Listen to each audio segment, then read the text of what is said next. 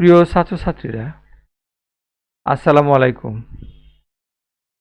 আমি এখন স্থির তড়িৎ অধ্যায়ের কুমিল্লা বোর্ডে আসা 2023 সালের একটা সৃজনশীল প্রশ্ন সমাধান করতে চাই।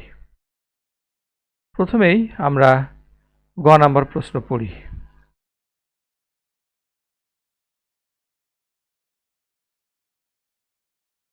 বর্তনীর তুল্য ধারকত্ব বের করো। আমরা প্রথমেই সার্কিটটা দেখি। উদ্দীপক, এখানে 4টা ধারক দেয়া আছে। C1 1 নম্বর ধারকের ধারকত্ব 5 মাইক্রোফ্যারাড। C2 2 নম্বর ধারকের ধারকত্ব 15 মাইক্রোফ্যারাড। C3 3 নম্বর ধারকের ধারকত্ব 10 মাইক্রোফ্যারাড। C4 4 নম্বর ধারকের ধারকত্ব 20 মাইক্রোফ্যারাড। এর মধ্যে C2 আর C3 আছে হচ্ছে প্যারালাল, মানে সমান্তরালে আছে। 15 মাইক্রোফ্যারাড আর 10 মাইক্রোফ্যারাড আছে সমান্তরালে। এদের তুল্য ধারকত্ব হবে CP সমান C2 যোগ C3। আমি এখানে লিখে রেখেছি যে CP হচ্ছে তুল্য ধারকত্ব। যেহেতু C2 এবং C3 সমান্তরালে আছে, সমান্তরাল ইংরেজি হচ্ছে প্যারালাল, তাহলে তুল্য ধারকত্ব হবে CP। তাহলে 15 আর 10 আমরা যোগ করে দিলাম, 25 মাইক্রোফ্যারাড হচ্ছে তুল্য ধারকত্ব। C2 এবং C3-র তুল্য ধারকত্ব 25 মাইক্রোফ্যারাড। এই 25 মাইক্রোফ্যারাড আর 5 মাইক্রোফ্যারাড শ্রেণীতে আছে এবং এই 20 মাইক্রোফ্যারাড শ্রেণীতে আছে। শ্রেণীতে থাকলে তুল্য ধারকত্ব হয় CS এবং সূত্রটা হচ্ছে 1/CS সমান 1/5। 1 নম্বর মাইক্রোফ্যারাডের ধারকত্ব, 1 নম্বর ধারকের ধারকত্ব 5 মাইক্রোফ্যারাড, তুল্য ধারকত্ব 25 মাইক্রোফ্যারাড, আর C4 হচ্ছে 20 মাইক্রোফ্যারাড। তাহলে 1/5 যোগ 1/25 যোগ 1/20, এটার হিসাব করলে CS সমান 100/29 মাইক্রোফ্যারাড। এটা হবে হচ্ছে 3.45 মাইক্রোফ্যারাড।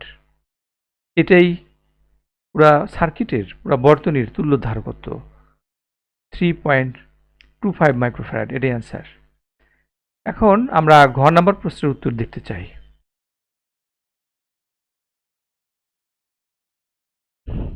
বর্তনীর কোন ধারকটিতে সঞ্চিত শক্তির পরিমাণ সবচেয়ে বেশি?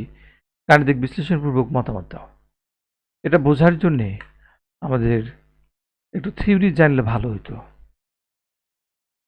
ধারকগুলো সমান্তরালে থাকলে তাদের তুল্য ধারকত্ব CP সমান C1 যোগ C2 যোগ C3। এটা যে হয়, এটা প্রতিপাদন করা যায়।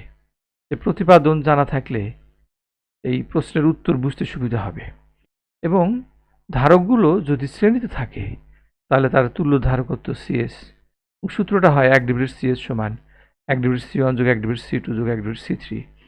এই সূত্রও প্রতিপাদন করা যায় এবং সেই প্রতিপাদনের মধ্যে যে জ্ঞান, সেই জ্ঞানটা এই প্রশ্নের উত্তর বের করার জন্যে লাগবে। আমি যতটুকু পারি আমি এই প্রশ্নের উত্তর বলে দেওয়ার মধ্যে সেগুলো আমি বলে দিতে চাই। থিওরির যতটুকু জ্ঞান আমাদের এই প্রশ্নের উত্তর করার জন্যে বুঝতে হবে ততটুকু আমি বলে দিতে চাই। যেমন এই তড়িৎ কোষ, এটা নেগেটিভ প্রান্ত আর উপরে হলো পজিটিভ প্রান্ত।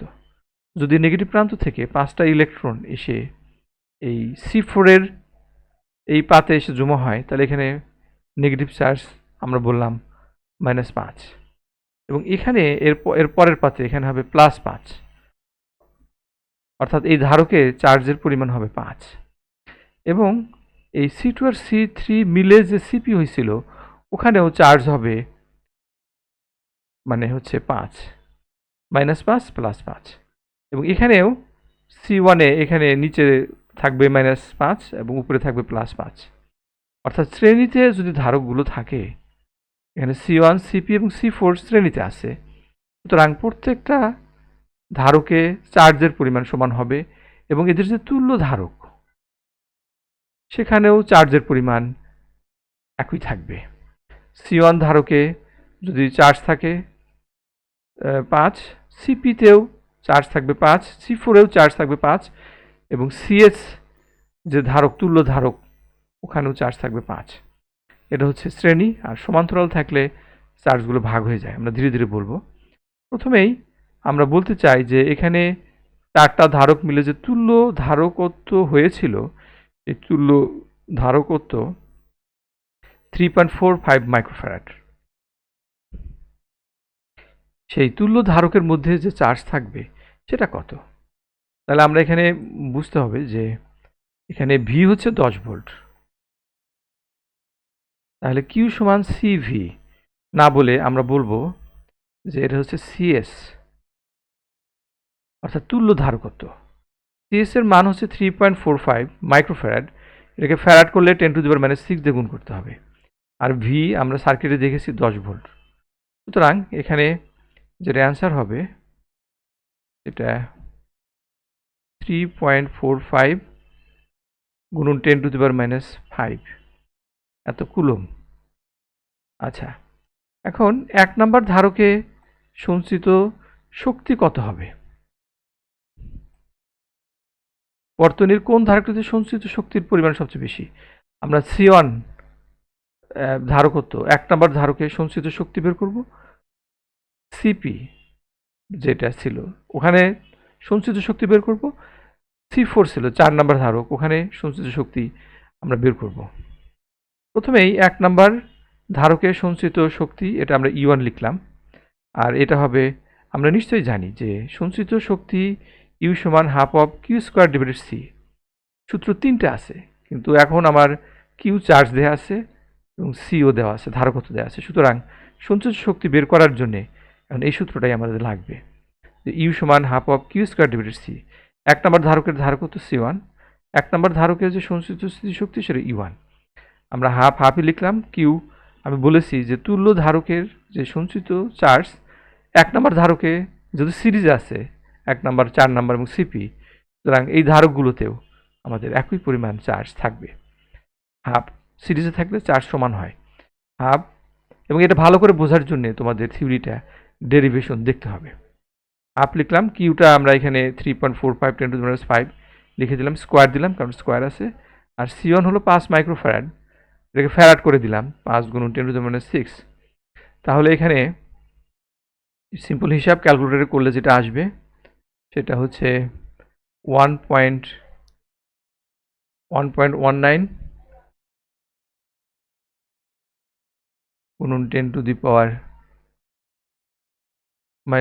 জুল। আর সিপি আমরা এই 1 নম্বর ধারকের মধ্যে সঞ্চিত শক্তি E1 বের করলাম। C2 এবং C3 মিলে যে সিপি ছিল, সে সিপির মধ্যে যে সঞ্চিত শক্তি হবে তার চেয়ে কম হবে C2। সিপির চেয়ে সিপি এর মধ্যে যে স্থিতিশক্তি সেটা আগে আমরা বের করি, তার চেয়ে কম হবে 2 নম্বর ধারকের স্থিতিশক্তি এবং 3 নম্বর ধারকের স্থিতিশক্তি। আমরা বুঝায় বলবো। এখানে আমি লিখেছি যে এখানে ইউ সমান half of Q square divided C. যদি আমার এখানে সিপি হয় তাহলে তুল্য ধারকত্ব সিপিটা বসাতে হবে, এটা হবে ইউপি। অর্থাৎ এই সিপি 25 মাইক্রোফ্যারাডের মধ্যে যে স্থিতিশক্তি জমা থাকবে সেজন্য আমি সিপি লিখছি, আর সেজন্য আমি ইউপি লিখছি, সেটা ইউপি। তাহলে কিউ মানে হচ্ছে ওই 4 সমানই হবে 3.45 10⁻⁵, এর স্কোয়ার দিলাম। আর সিপি হলো এই যে এখানে 25 মাইক্রোফ্যারাড, এটা ফ্যারাড করলে 10⁻⁶ দিয়ে গুণ করে দিতে হবে। সিম্পল হিসাব, সেই হিসাবটা করলে যেটা হবে সেটা হলো 0.23 গুণন 10⁻⁴ জুল। এবং এর চেয়ে C2-তে সঞ্চিত শক্তি কম হবে, C3-তেও সঞ্চিত শক্তি কম হবে, সেগুলো আমি পরে বুঝাবো। আগে আমি বলি যে 4 নম্বর ধারক যেটা, এই যে 4 নম্বর ধারক মানে 20 মাইক্রোফ্যারাড, তার ভিতরে সঞ্চিত শক্তি যেটা হবে সেটা আমরা বলবো U4। 4 নম্বর ধারকের সংশ্লিষ্ট স্থিতিশক্তি U4, 4 নম্বর ধারকের ধারকত্ব হলো C4 এবং এখানে মান বসায় দিছি, আর কিছু করি নাই। এই হাফ আমরা হাফই লিখেছি, কিউ মানে 3.45 10 to the minus 5। আমি বলেছি যে যেহেতু শ্রেণীতে আছে ধারকগুলো, সুতরাং তাদের প্রত্যেকটা ধারকে চার্জ সমান হবে 3.45 10 to the minus 6 একটু স্কোয়ার। আর 4 নম্বর ধারকের ধারকত্ব ছিল 20 মাইক্রোফ্যারাড। ফ্যারাড করলে 10 to the minus 6 দিয়ে গুণ করে দিতে হবে। তাহলে এটার যেটা রেজাল্ট হবে এটা হলো 0.3 গুণন 10 to the power minus 4 joule. তাহলে আমরা দেখতে পাচ্ছি যে U1 হলো সবচেয়ে বেশি, তার চেয়ে কম হলো U4, তার চেয়েও কম হলো ইউপি।